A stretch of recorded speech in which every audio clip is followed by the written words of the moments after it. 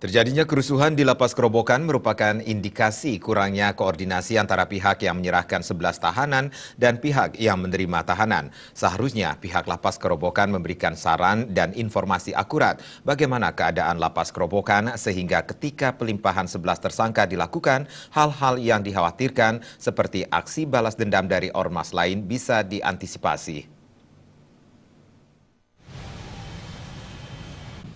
Seperti diketahui, Lapas Kerobokan merupakan lapas yang menampung 400-an lebih tahanan dengan latar belakang kasus yang berbeda, sehingga dapat dipastikan kapasitas Lapas Kerobokan sudah overload.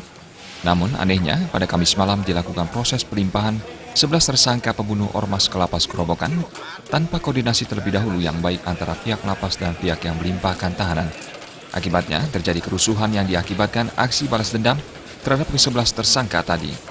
Menurut praktisi hukum Made Swardana, seharusnya pihak lapas memberikan informasi yang akurat bagaimana kondisi Lapas Kerobokan, sehingga informasi tersebut dapat dijadikan acuan dalam menjamin proses pemindahan 11 tahanan berjalan kondusif dan langkah-langkah yang diambil apabila terjadi kerusuhan.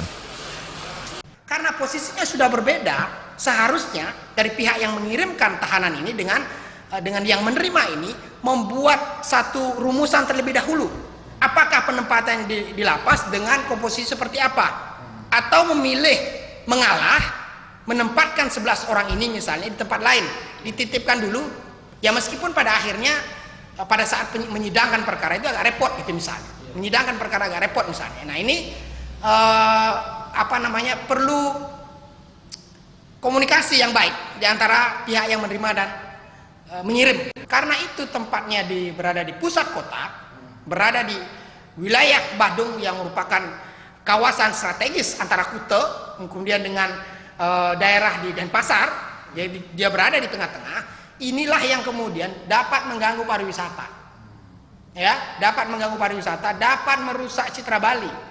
Karena itu lapas ini harus segera dipindahkan.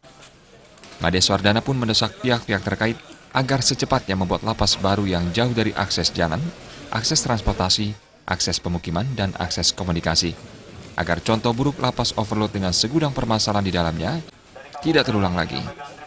Gung Krisna dan Arta